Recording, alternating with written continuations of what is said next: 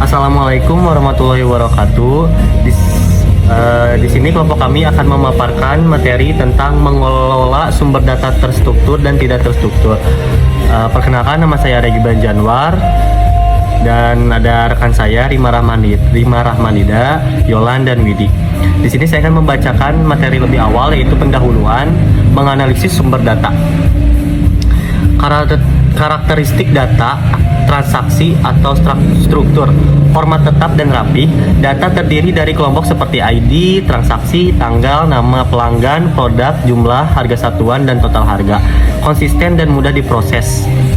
Setiap entry mengikuti pada pola yang sama. Volume data sedang, jumlah data dapat dikendalikan dan disimpan dalam database rasional.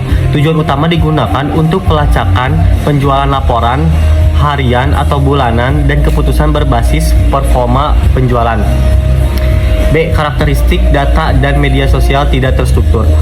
Format bebas dan tidak rapi. Komentar berupa kalimat beserta disertai emoji, singkatan, dan gaya bahasa personal. Volume data besar dan terus bertambah karena berasal dari platform publik. Mengandung opini subjektif, tidak bisa langsung diolah tanpa proses ekstraksi makna atau text meaning. Nilai tambah bisa digunakan untuk mengukur persepsi pelanggan, produk, dan layanan. Lalu di sini ada karakteristik data transaksi dan terstruktur. Format tetap atau tabel, volume sedang, konsisten, dan mudah dianalisis. Yang kedua ada data media sosial, yaitu terdiri dari format bebas, volume besar, dan mengandung opini subjektif. Untuk materi selanjutnya mungkin akan dibacakan oleh rekan saya, yaitu Widi Karismayanti. Saya Widi Karismayanti akan menjelaskan perbandingan Hadoop dan DBMS. Yang pertama ada struktur data. DBMS lebih terstruktur dan tabel relasional, sedangkan Hadoop semi terstruktur atau tidak terstruktur. Yang kedua ada volume data. Untuk volume data di DBMS untuk rendah ke sedang, dari gigabyte sampai ratusan gigabyte. Untuk Hadoop tinggi dari gigabyte sampai PB. Untuk kecepatan akses di DBMS lebih cepat untuk query data kecil ke sedang, sedangkan Hadoop lebih optimal untuk pemrosesan batch data besar. Untuk skalabilitas di DBMS terbatas pada suatu server atau vertikal, sedangkan Hadoop tinggi bisa horizontal, terus lalu tambahan node. Dan untuk DBMS lebih cocok untuk transaksi rutin dan laporan harian, sedangkan Hadoop lebih cocok untuk analisis data besar dan kompleks. Selanjutnya ada pendekatan gabungan dan rekomendasi. Yang pertama, kapan sih kita harus gunakan DBMS? Yaitu ketika perusahaan ingin mengelola data transaksi penjualan harian yang membutuhkan struktur tetap dan integritas data tinggi. Selanjutnya, DBMS ideal untuk data internal yang diakses rutin oleh sistem keuangan, inventaris, dan laporan. Yang kedua, kapan sih kita harus gunakan Hadoop? Yang pertama, saat perusahaan ingin menganalisis data besar seperti opini pelanggan dari media sosial atau log aktivitas pengguna. Selanjutnya, Hadoop ini cocok untuk analisis sentimen, tren pasar, dan insight pelanggan secara masif.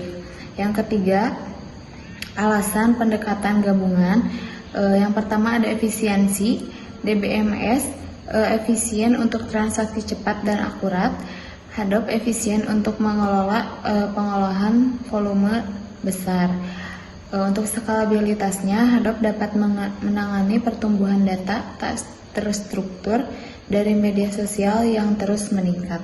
Dan selanjutnya ini adalah contoh skema data media sosial berbentuk JSON. Katan gabungan antara DBMS dan Hadoop adalah pengelola sumber data terstruktur dan tidak terstruktur merupakan strategi umum dalam arsitektur big data hibrid atau modern data arsitektur tujuannya adalah untuk memanfaatkan keunggulan masing-masing teknologi dalam menangani tipe daya yang berbeda secara efisiensi. Dan beberapa pendekatan gabungan yang umum digunakan sebagai satu pengguna sistem polylog persistence. Yang kedua ada machine learning and analytic lanjutan. Yang ketiga ada offloading beban query dan DBMS ke Hadoop. Yang keempat integrasi melalui middleware atau data virtualization. Yang kelima ada penggunaan SQL on Hadoop Tools. Yang keenam ada data lake dan data warehouse hybrid. Selanjutnya ada alasan pendekatan gabungan, ada efisiensi biaya. Hadoop bersifat open source dan berjalan di atas hardware biasa, sehingga lebih murah untuk menyimpan data besar yang tidak harus selalu diakses cepat. Dan sementara DBMS bisa mahal, sehingga lebih efisien digunakan untuk data yang benar-benar dibutuhkan untuk transaksi atau analitik cepat. Dan skalabilitas Hadoop bisa dengan mudah diskalakan secara horizontal. Dan DBMS tradisional lebih sulit atau mahal untuk diskalakan saat data tumbuh sangat besar. Dan terakhir ada dengan membagi beban, data histori besar dikelola di Hadoop, data aktif di DBMS sistem jadi lebih ringan dan scalable. Yang terakhir ada kebutuhan bisnis. Gabungan dua pendekatan memberikan pandangan menyeluruh, yaitu data objektif dari transaksi dan data subjektif dari pelanggan. Baik, untuk selanjutnya ada diagram alur proses, terdiri dari structured data sources dan unstructured data sources. Untuk structured data sources yaitu DBMS, dan untuk structured data sources yaitu Hadoop. Yang selanjutnya ada kesimpulan. Pendekatan gabungan antara DBMS dan Hadoop merupakan solusi strategis dalam pengelolaan data modern, karena mampu mengakomodasi kebutuhan akan penyimpanan dan pengolahan data terstruktur maupun tidak terstruktur secara efisien dan scalable. DBMS unggul dalam pengolahan data yang struktur dan transaksional, sementara Hadoop menawarkan fleksibilitas dan efisiensi dalam menangani data berukuran besar, terutama yang tidak terstruktur.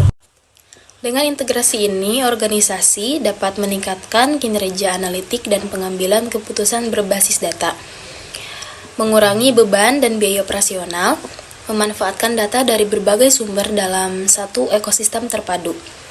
Pendekatan ini juga membuka jalan bagi penerapan arsitektur data modern seperti data lakehouse, hybrid cloud, and machine learning, people learning yang lebih komprehensif dan adaptif terhadap pertumbuhan data di masa depan. Mungkin itu cukup sekian dari kelompok kami. Mohon maaf bila ada materi atau penyampaian yang kurang, karena kami juga masih dalam tahap proses belajar. Sekian, wassalamualaikum warahmatullahi wabarakatuh.